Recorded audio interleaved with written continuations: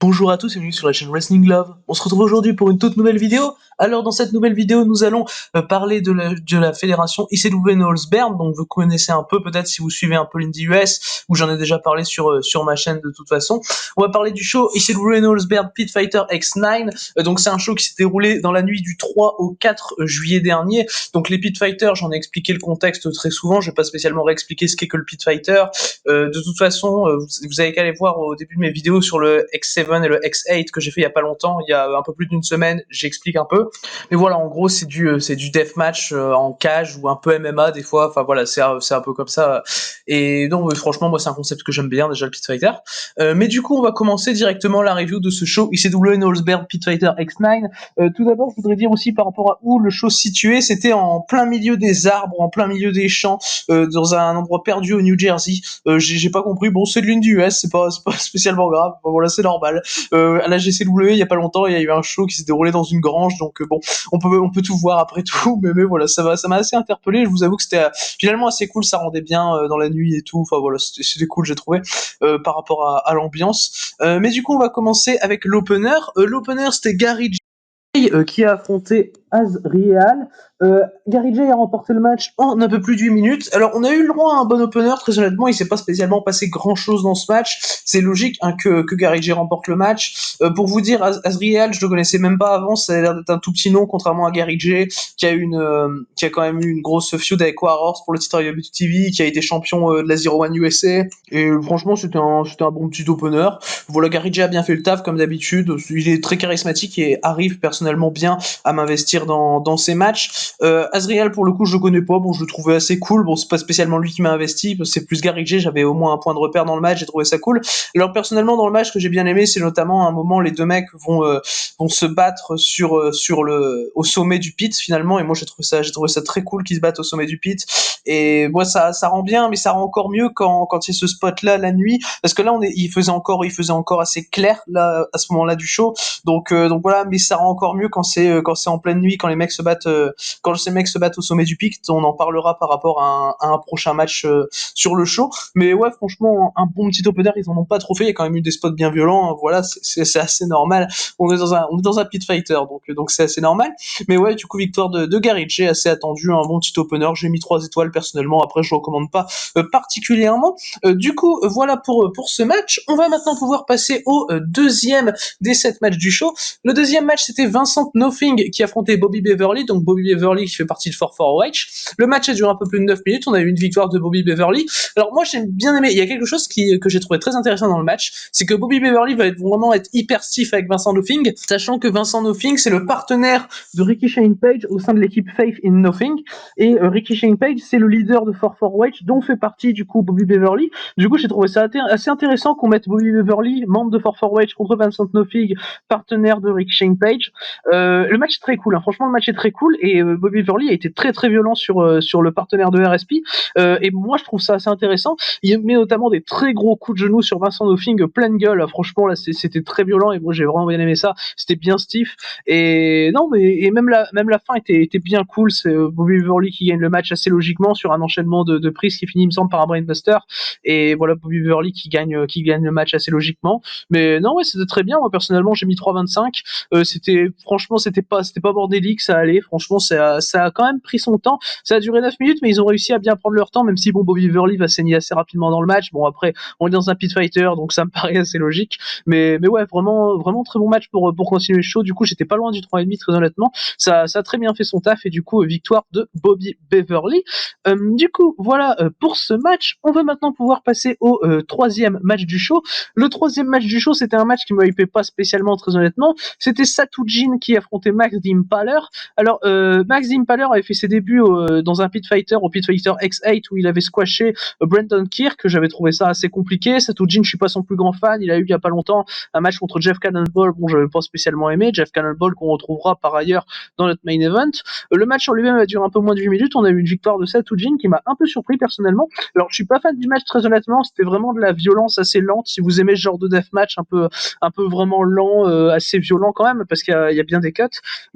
mais franchement, c'était assez compliqué pour moi par rapport à ça. J'avais même pas l'impression qu'il y avait spécialement un but de la part des deux catcheurs. J'avais même pas l'impression qu'on allait quelque part. Bon, moi j'ai mis 2,5 personnellement. J'étais pas investi. C'est pas un mauvais deathmatch en soi, mais c'est pas ce que je veux voir dans un show pit fighter, dans un match, dans un pit. C'est pas spécialement ce que je veux voir. Même si ça restait pas dégueulasse non plus. Hein, on va pas se le cacher. Mais ouais, je suis très surpris par ailleurs de la défaite de Max Impaler, comme je l'ai dit, parce que très honnêtement, je pensais que Max Impaler allait être présenté finalement comme un monstre très très difficile à battre. Enfin, il avait quand même squashé Brandon Kirk dans le dernier Pit Fighter, donc j'avais trouvé ça assez impressionnant personnellement. Du coup, je me suis dit ouais, Max Impaler qui faisait ses débuts en plus à l'ICW Knowlesberg contre Brandon Kirk, qui prend un squash. Voilà, je me suis dit bon là, il va gagner contre Satujin, même si bon là, je m'attendais à plus de résistance de la part de Satujin. Et oui, Satujin a réussi, elle me mettait jusque gagner le match finalement. Donc bon, mais voilà, ça m'a surpris, c'est pour ça. Après, Satujin, il est booké dans un four-way à ICW Knowlesberg volume 16, qui sera fin du mois, il me semble, et il est booké dans un four-way deathmatch qui sera, je pense, pour déterminer un challenger à John Wayne Murdoch. Du coup, on veut le garder fort pour ce four-way. Du coup, bah voilà, je pense que c'est ça la raison, parce que je voyais vraiment Maxime Paler gagner au départ. Bon, après, ça me dérange pas, hein, très honnêtement. Mais voilà, j'ai mis 2,5 donc à ce match. Du coup, voilà pour ce match donc remporté par Satujin. On va maintenant pouvoir passer au quatrième match de ce show. Le quatrième match du show, c'était Atticus Cogar qui affrontait Neil Diamond Cutter. Alors, à titre personnel, c'était le match déjà qui m'a hypé le plus du show. Bon, vu les deux noms, on n'est pas spécialement étonné. Et très clairement, le match à Deliver, à mon sens, c'est mon match préféré du show. C'est mon match préféré du show d'ailleurs. On a eu une victoire en 12 minutes de Neil Diamond Cutter. D'ailleurs, c'est le match le plus long du show, donc déjà, je trouve ça bien qu'il leur ait donné vraiment du temps. Bon, 12 minutes, c'est pas énorme, mais franchement, c'est très bien pour un pit fighter. Je pense qu'il y a beaucoup de choses à faire pour un pit fighter en 12 minutes. Clairement, le match était très bon. Donc, comme j'ai dit, mon match préféré du show, même si le deuxième est assez proche. Le deuxième, on en parlera juste après de toute façon. Cogar, super heal comme toujours, hein, très honnêtement. Voilà, Atticus Cogar, y a rien à redire sur son heal work. Neil Diamond Cutter, c'est un super babyface. Voilà, déjà, dès son entrée, t'as la foule qui chante sa musique. Bon, déjà, c'est dans la poche. Là, voilà, c'est un super babyface, Neil Diamond Cutter. J'arrive très très bien à être investi. Et en plus de ça, j'avais l'impression que vraiment les deux ont une très bonne alchimie, donc je pouvais être que très investi du coup. Alors clairement le match était très bien, franchement bien violent. Atticus Cogar va directement aller placer des pics sur le Neil Diamond Cutter contre la cage. Enfin, c'était assez impressionnant, j'ai trouvé ça cool.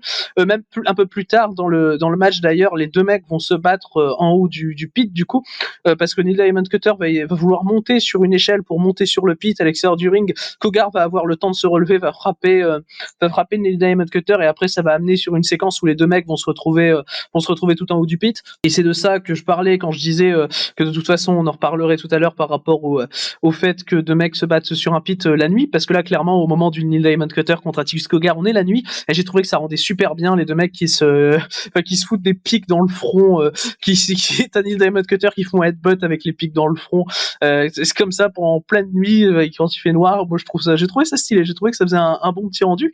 Derrière, Neil Diamond Cutter va pousser Atticus Cogar du haut du pit. Atticus Cogar va rouler finalement, va rouler sur une structure qui avait été faite avec une barricade sur deux chaises. Et Neil Diamond Cutter va faire un frog splash du haut du haut du pit sur Atticus Cogar sur la barricade et remporter le match. Donc comme ça, le finish personnellement, je l'ai trouvé bien impressionnant. J'ai trouvé très très cool ce finish. Neil Diamond Cutter, franchement, je le voyais gagner de toute façon. Il venait de battre Reed Bentley dans un pit fighter, donc moi je me disais quand même qu'il y avait quelque chose à faire avec Neil Diamond Cutter. Atticus Cogar n'avait pas spécialement besoin plus que ça de cette victoire, très honnêtement en ce moment. Je sais pas ce qu'il fait en ce moment avec Atticus Cogar, très honnêtement je sais pas où ça va, parce qu'en ce moment il est plutôt sur des défaites, hein. Il a perdu à la Beyond lors du show Masterclass contre Slade dans un ODQ. Là il repère contre Neil Diamond Cutter, je sais pas où ça va spécialement avec Cogar, mais de toute façon je pense que rien que par rapport à Game Changer Wrestling, je pense que déjà il y a des très gros projets, donc voilà. Mais de toute façon, ouais, on a eu un très bon match. J'ai mis 3,5, j'étais pas loin du 3,75 très honnêtement. Ensuite, du coup, après le match, parce qu'il y a eu un après-match qui était bien intéressant, en tout cas, j'ai trouvé, Neil Diamond Cutter va faire une promo et va dans cette promo défier Masada pour un match. Alors moi, je suis très très content de voir ça. Personnellement, Neil Diamond Cutter contre Masada, ça me hype bien. Je pense que ce sera dans un pit. De toute façon, si le challenge a été effectué dans un pit fighter, de toute façon, le Cutter contre Masada sera dans un pit.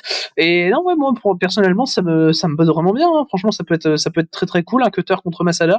Après, à voir comment ils vont le booker. Et je pense qu'après cette victoire contre Masada, Neil Diamond Cutter va aller vers le championnat American Deathmatch de ICW Knowles-Baird, parce que très clairement, je pense que là, ils sont en train de faire un petit truc avec Neil Diamond Cutter. Bon, je pense que c'est du court terme, mais je pense pas qu'il prendra le titre. Mais je pense qu'il y a un truc à faire pour l'emmener en tant que vrai adversaire crédible pour le championnat American Deathmatch. Donc je me dis pourquoi pas qu'il batte Masada et qu'il ait sa chance après. Surtout après avoir battu Kogar et Reed Bentley, ça ferait déjà une belle petite série. Mais du coup, voilà pour cet après-match, donc qui me hype bien. Du coup, on va maintenant pouvoir passer au cinquième des 7 matchs de ce show, Isedou Knowles-Baird Pit Fighter X9. Le cinquième match, c'était Akira qui affrontait Dan Maff. Alors là aussi, Akira contre Dan Maff, c'était un match qui m'a hypé bien. Personnellement, j'aime beaucoup les deux catcheurs. Et clairement, on a eu du coup mon deuxième match préféré du show, donc ça tombe bien, les matchs qui m'ont hypé le plus ont été les meilleurs matchs à mon sens, donc ça tombe plutôt bien. On a eu une victoire logique de Dan Maff, dans un match qui a duré un peu moins de 10 minutes. D'ailleurs, c'est le deuxième match le plus long du show. Donc là aussi, les deux matchs qui m'ont hypé le plus, les deux meilleurs matchs à mon sens, et les deux matchs les plus longs. Donc bon, moi j'ai trouvé ça cool personnellement.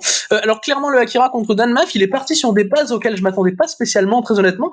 En fait, le match était très bon au début du match. Akira commence à vraiment cibler la jambe de Dan Maff, faire des gros kicks dans la jambe de Maff. Il part en soumission à un moment. Il y a un début assez technique qui m'a un peu surpris personnellement. Et j'ai bien aimé cette phase-là de la part d'Akira parce qu'il sait qu'il va pas battre finalement Dan Maff dans un combat pur deathmatch, dans un combat pur striker, tout ça. Donc c'est très bien, voilà, qui partent sur ce plan-là, sur le plan un peu plus technique, sur le plan un peu plus ciblage.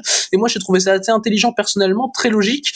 On a eu de la bonne technique donc au début, puis derrière Dan Maff il s'est un peu réveillé, il a décidé de mettre des gros chops dans le torse d'Akira. Akira a bien eu mal, il a bien sell d'ailleurs, et c'était même plus que du selling. Je pense que là c'est les chops de Dan Maff c'est trop haut, et ils sont super les chops de Dan Maff, hein, clairement j'adore ça. Et t'as un échange où t'as Dan Maff qui met des chops et Akira qui met des kicks, toujours assez cool à voir, surtout que les kicks d'Akira n'ont pas spécialement à démériter, très honnêtement, ils sont bien impactants, bien Steve je trouve.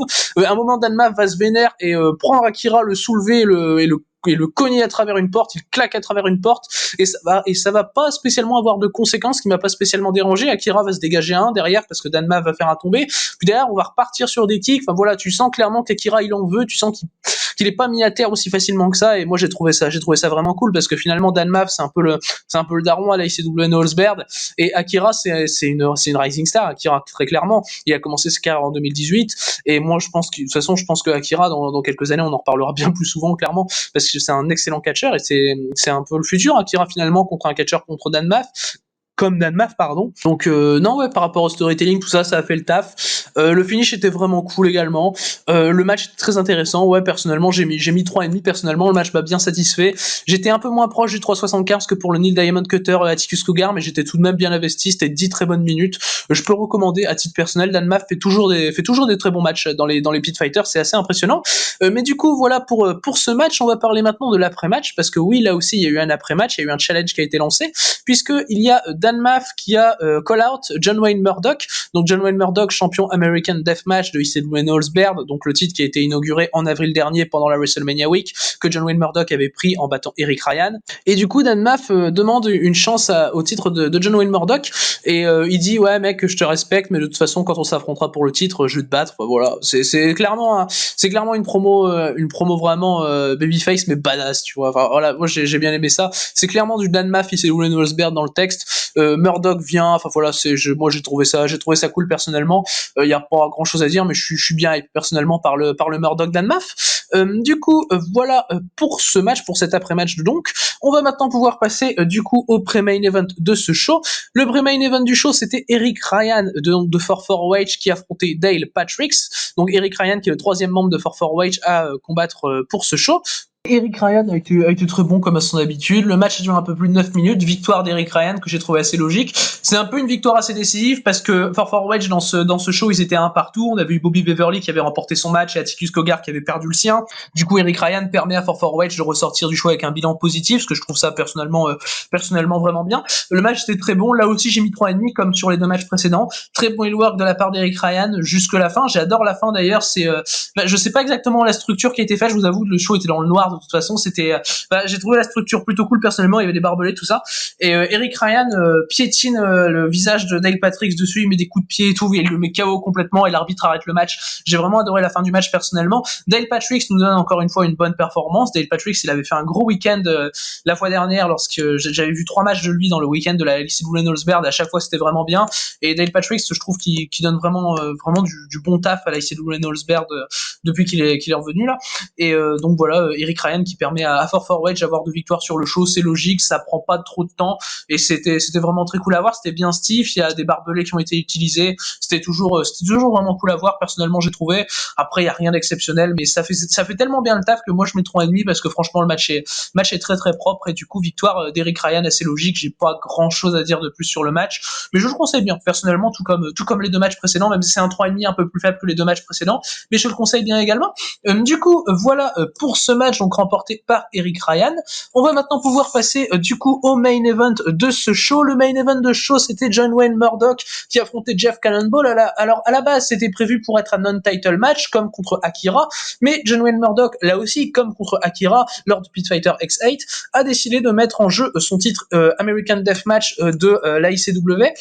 Et moi personnellement, je suis pas contre l'idée. Moi-même, j'aime bien l'idée du fait que John Wayne Murdoch mette en jeu son titre comme ça, from out of nowhere. Enfin voilà, ça fait vraiment fighting champion. Moi, j'aime bien cette idée-là par rapport à John Wayne Murdoch. Sauf que finalement, le match, le main event, il a duré un peu moins de 7 minutes et j'avais jamais vraiment l'impression que c'était un match de titre finalement qui se jouait. Bon, à part au début du match où Jeff Cannonball, la première chose qu'il fait, c'est qu'il jette John Wayne Murdoch dans du verre contre la cage. J'ai trouvé ça très bien.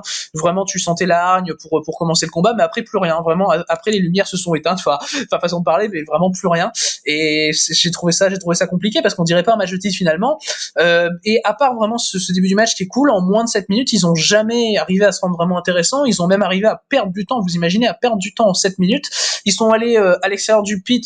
Franchement, j'ai trouvé ça que c'était fait pour rien. T'as un match de 7 minutes et essaye de rester dans ton pit déjà tout le match parce que bon, c'est compliqué. À la limite, c'était un match plus long et plus intense, je peux comprendre. Mais bon, là, c'était plutôt compliqué. Je vous avoue déjà que de base, j'aime pas quand on sort du pit. Alors là, c'est pour perdre du temps vraiment volontairement, limite, parce que les mecs mettent 3 ans à revenir un peu pour rien, pour derrière partir sur un spot qui sert à rien où John Wayne Murdoch passe Jeff Cannonball à travers une porte. Bon voilà, t'as beaucoup de cuts, c'est assez lent quand même, c'est du Jeff Cannonball dans le texte, même si t'as quelques spots qui sont pas mauvais très honnêtement, mais ça reste le match que j'ai le moins aimé du show. Il est court alors que c'est un match de titre. Enfin, vraiment, s'ils avaient pas fait ça un match de titre, ça m'aurait été bien plus pour le coup, parce que là, j'avais jamais l'impression que c'était un match de titre. C'était vraiment très random. La fin est très random d'ailleurs. Le match se finit par KO parce que John Wayne Murdoch a trop étranglé Jeff Cannonball avec une ceinture. Bon bah on s'en fout quoi, vraiment, on s'en fout. J'aime pas spécialement le spot d'étranglement en plus, donc en plus pour ça c'était compliqué. J'ai mis 2,25 personnellement. Ouais, c'est le match que j'ai le moins aimé du show, très honnêtement. C'était compliqué, mais du coup John Wayne Murdoch conserve très logiquement à son titre ICW American Deathmatch. Il allait pas le perdre, sachant que Dan Maff l'avait challengé un peu plus tôt dans le show et qu'il a déjà une défense en plus de prévu contre Justin Kyle. Mais du coup, c'est ce qui conclut ce show, donc cette victoire de John Wayne Murdoch. Alors le show dans l'ensemble, personnellement, je l'ai pas trouvé spécialement mauvais, très honnêtement. Franchement, je l'ai même trouvé plutôt bon dans son ensemble. C'est vraiment le main event qui est plutôt, je dirais pas décevant parce que je m'attends pas spécialement à grand chose des matchs de Jeff Cannonball, mais qui est vraiment pas un main event à mon sens. Mais personnellement, il y a des matchs que j'ai vraiment trouvé très cool. Bobby Beverly, Vincent Nothing, Neil Diamond Cutter, Atticus Cogar, Dan Maff, Akira et Eric Ryan, Dale Patrick, qui sont, à titre personnel, les 4 matchs que je conseille vraiment du show. Personnellement, pour moi, il faut voir que ces 4 matchs. Le reste, c'est pas spécialement intéressant, mais 4 matchs sur 7, c'est déjà vraiment bien. Et ouais, s'il y a vraiment un match à sélectionner, c'est le Neil Diamond Cutter Atticus Cogar qui, pour le coup, vaut plus le coup que les autres à mon sens, et qui amène en plus un bon petit Neil Diamond Cutter Masada qui me hype bien. Mais du coup, voilà, c'est ce qui conclut cette review du show ICW Knowlesberg Pit Fighter X9. J'espère qu'elle vous aura plu. Merci d'avoir écouté cette vidéo, et du coup, d'ici les prochaines vidéos, je vous dis à la prochaine.